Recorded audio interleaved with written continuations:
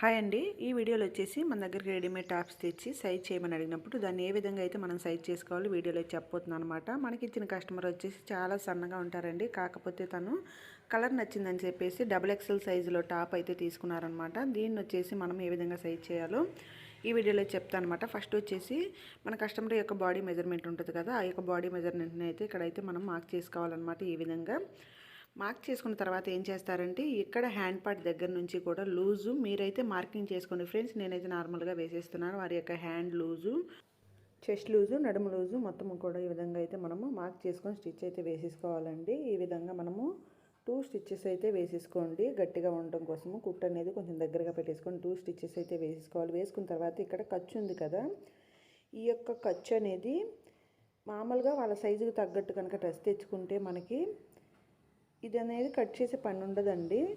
ఈ విధంగా ఖర్చు అనేది ఎక్కువగా పట్టించి మనం స్టిచ్ చేసినప్పుడు ఏమవుతుందంటే ఇటు సైడ్ని చూస్తున్నారు కదా, కరువు తిరిగినట్టుగా మనకి నీట్గా రాదండి. కరువు తిరిగినట్టుగా క్లాత్ అయితే కనిపిస్తుంది అనమాట. ఈ విధంగా చూస్తున్నారు కదా, ఈ విధంగా మనకి ముడతల్లాగా వస్తుందన్నమాట. ఈ విధంగా రాకుండా ఉండడం కోసం మనము ఖర్చు అనేది ఇంత ఎక్స్ట్రా లేకుండా ఇక్కడ ఏం చేయాలంటే నేను చూపిస్తున్న విధంగా క్రాస్గా కటింగ్ అయితే చేసేసుకోవాలన్నమాట. ఈ విధంగా ఈ యొక్క టక్స్లు అనేది మనము చంక పార్ట్ వరకు పెట్టేసుకుంటే సరిపోతుంది అనమాట. పై వైపున వచ్చేసి ఈ విధంగా స్ట్రైట్గా ఎక్స్ట్రా క్లాత్ని అయితే కట్ చేయాలి.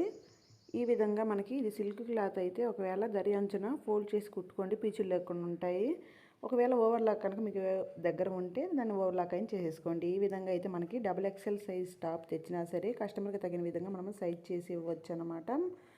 ఓకే ఫ్రెండ్స్, వీడియో ఏ విధంగా ఉందో కామెంట్ సెక్షన్లో తెలియచేయండి. వీడియో నచ్చితే తప్పకుండా ఒక లైక్ చేయండి ఫ్రెండ్స్.